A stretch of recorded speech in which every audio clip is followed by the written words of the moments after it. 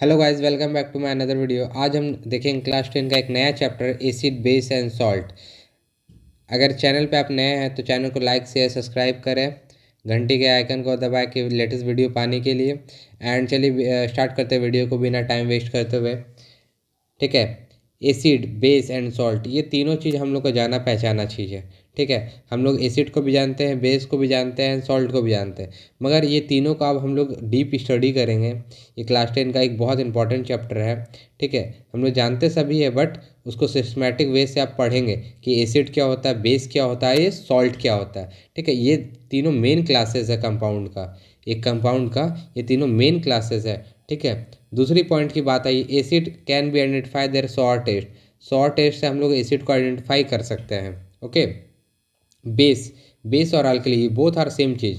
ठीक है, बेस और अल्कलीज ये केमिस्ट्री का असली लैंग्वेज है। अल्कलाइन, ठीक है, alkaline can identify bye soppy feel. ठीक है, सॉपी फील क्या मतलब, जब भी आप नहाओगे, बाथरूम में जब नहाओगे तो कभी कभी फेन अपने मुंह में चला जाता है तो थोड़ा अजीब सा टेस्ट लगता है। वही वही क्या है, बेस है। बेस उसमें यूज़ होता है। मेटलिक ऑक्साइड अदेर हाइड्रोक्साइड, इसी का हाइड्रोक्साइड इंपॉर्टेंट बेसिस में काउंट होता है। ठीक है, इंपॉर्टेंट बेसिस में काउंट होता है। The salt are chemical compound which obtained by the replacement of one or more hydrogen of an acid by the metal ion. Metal ion से H hydrogen item को निकाल दिया जाए तो वो क्या होगा, एसिड में फॉर्म हो जाएगा। इसको हम एग्जाम्पल के तौर पे हम लोग समझने का कोशिश करेंगे। एक और बात इसमें समझने वाली बात है।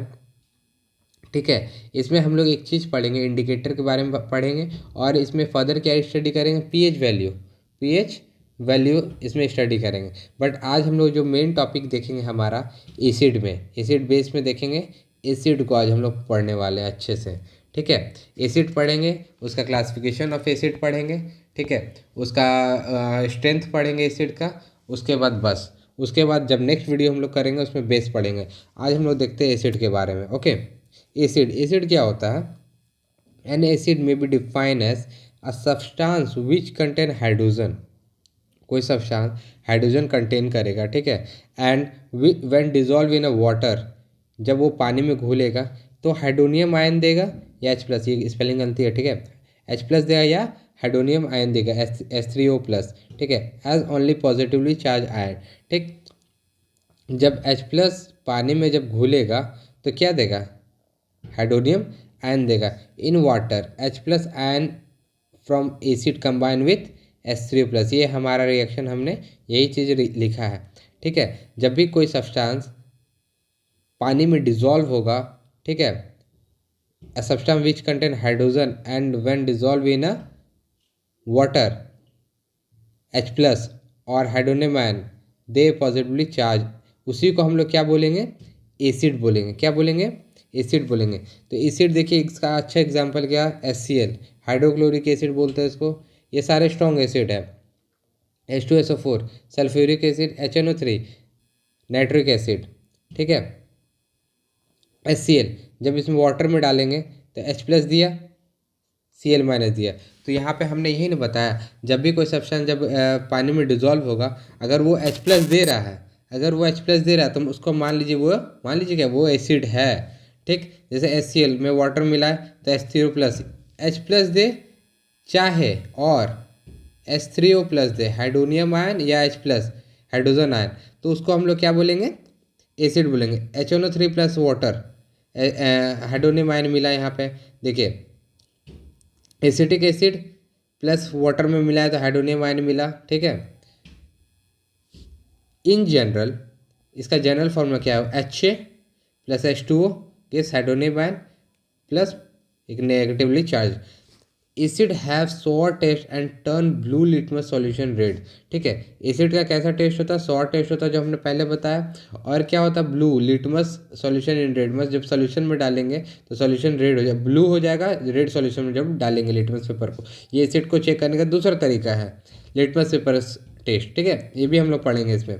अब आते हैं हम लोग क्लासिफिकेशन ऑफ एसिड में, क्या कैसे क्लासिफाइड किया गया एसिड को, बेस्ड अपॉन सोर्स। सोर्स क्या क्या सोर्स है, पहला सोर्स है ऑर्गेनिक एसिड, दूसरा सोर्स है इनऑर्गेनिक एसिड, ठीक। ऑर्गेनिक एसिड में क्या, acid which are obtained usually from plant and animal are called organic acid.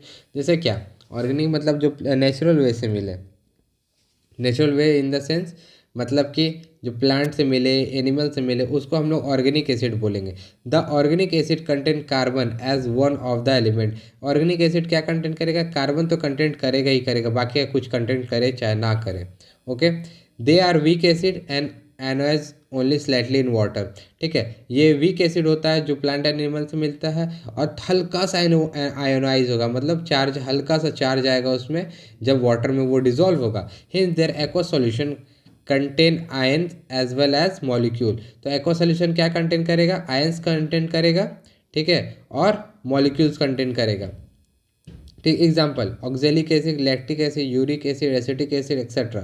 ठीक है, इलेक्ट्रिक एसिड मिल्क में पाया जाता है, मैं सारा बताऊंगा अभी आगे एग्जाम्पल देके इसका।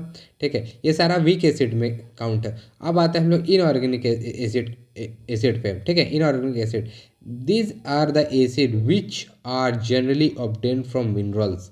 कहाँ से आता है, मिनरल से आता है। This are called mineral acid, mineral acid इसको बोलते हैं। ठीक है, इनऑर्गेनिक एसिड को क्या दूसरा नाम बोलते हैं, मिनरल एसिड बोलते हैं। ठीक, दे आर स्ट्रॉन्ग एसिड, ये बहुत बहुत स्ट्रॉन्ग एसिड होता है। And ionise almost completely in water, almost मतलब कंप्लीट आयनाइज हो जाता है पानी के साथ, ये कंप्लीट आयनाइज हो जाता है। इसके एग्जाम्पल क्या है, hydrochloric acid, nitric acid, sulphuric acid. Sulphuric acid बहुत स्ट्रांग होता है, उसके बाद HCl होता है, उसके बाद HNO3 होता है। इसका सीक्वेंस हो जाएगा ये एंड ये। ठीक है, ये सीक्वेंस हो गया इसका। बेस्ड अपॉन स्ट्रेंथ क्या होगा इसका base, when acid is dissolved in a water is split into ions, this process is called ionization। ठीक है, what is ionization, क्वेश्चन पूछ सकता है। ionization क्या होता है, जब एसिड को डिजोल्व करेंगे वाटर में, जब पानी में मिलाएंगे एसिड को, तो वो स्प्लिट होगा, टूटेगा। किस में टूटेगा, आयंस में टूटेगा।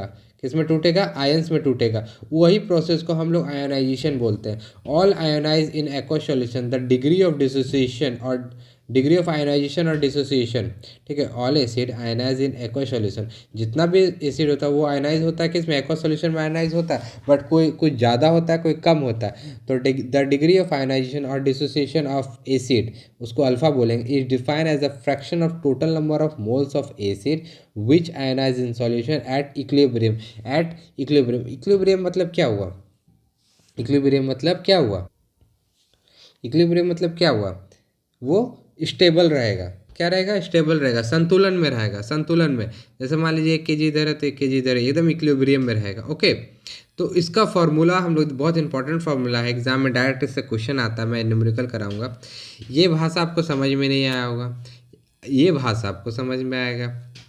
ये मैथमेटिकल फॉर्म है। ठीक है, मैथमेटिकल फॉर्म है। Number of molecules, number of molecules या मोल्स ऑफ एसिड आयनाइज, जो एसिड आयनाइज हुआ किसमें, वाटर में। ठीक, divided by total number of molecule, divided by total number of molecule या moles of acid added to solution. Moles of acid किसमें, जो solution में ऐड किया गया है एसिड को, इनटू 100, वही हमारा क्या होगा, अल्फा का वैल्यू होगा, डिग्री ऑफ डिसोसिएशन या ionisation. On the basis of strength acid are 2 type. ठीक, स्ट्रेंथ के बेसिस पे एसिड को हम लोग 2 कैटेगरी में हम लोग डिफाइन किए हैं। वो दो कैटेगरी क्या है, कोई स्ट्रॉन्ग एसिड, एक weak acid. Strong acid, this acid are almost completely dissociated moderately concentrated solution and produce high concentration. ये कॉन्क मतलब CON, conc high concentration of H+ और H3O+ आयन इन एक्वा सॉल्यूशन। मतलब जो concentration acid रहता है वो highly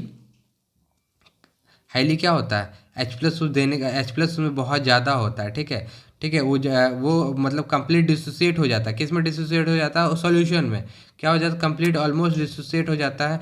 वो हमारा स्ट्रॉन्ग एसिड के कैटेगरी में आता है। और वीक एसिड में क्या होता है, this acid which ionise dissociate only slightly moderate concentration solution, मतलब हल्का डिसोसिएट होता है, मतलब कंप्लीट आयनाइज नहीं होता वाटर में।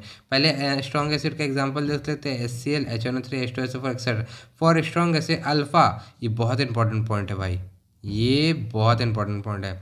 For strong acid alpha is more than 30%। जब स्ट्रॉन्ग एसिड का केस में क्या होगा, स्ट्रॉन्ग एसिड को पहचाना है क्या केस होगा, जब अल्फा 30% से ज़्यादा होगा तो वो स्ट्रॉन्ग एसिड के कैटेगरी में आएगा। जब अल्फा लेस देन 30% होगा वो वीक एसिड के कैटेगरी में आएगा। किसके कैटेगरी में आएगा, वीक एसिड के। इसका एग्जांपल क्या होगा, acetic acid, phosphoric acid, H3PO4, carbonic acid, H2CO3 etcetera, बहुत सारे एसिड्स हैं। ठीक है, बेस्ड अपॉन कंसंट्रेशन, कंसंट्रेशन का क्या क्या क्या हो सकता है। पहला है concentration acid, concentrated acid sorry, and dilute acid. Dilute acid मतलब वो एसिड जो पानी के साथ एसिड को मिक्स कर दिया गया, मतलब वो वीक एसिड में काउंट हो गया। कंसनट्रेटेड मतलब कि वो कंप्लीट एसिड है, उसमें कोई सॉल्यूशन का मात्रा नहीं है।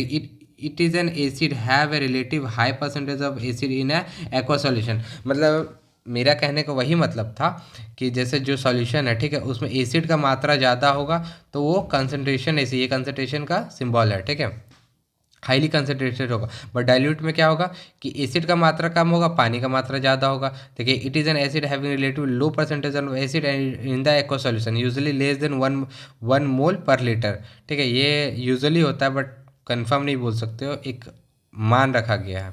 ठीक है, एसिड नेचुरल सोर्स से क्या क्या है, lemon, apple, tamarind, vinegar, curd, tomato, gastric acid, tea, red ant. ठीक है, तो सारा में आपका एसिड में काउंट है।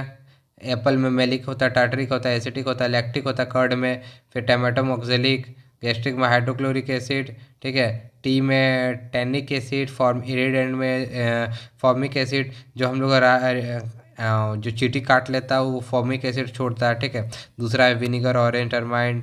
ठीक है, सारा दिया गया, आप देख लेना। ठीक है, चलिए आज के लिए इतना ही। अगला दिन हम लोग क्या पढ़ेंगे, बेसिस के बारे में पढ़ेंगे, क्या होता है basis. Okay, thank you very much. मिलते हैं अगले वीडियो में। अगर कुछ दिक्कत हो तो प्लीज़ कमेंट करके बताएं, हम ज़रूर उसको सॉल्यूशन ढूंढ के आपको प्रोवाइड करेंगे। थैंक यू वेरी मच, मिलते हैं अगले वीडियो में। Thumbs up.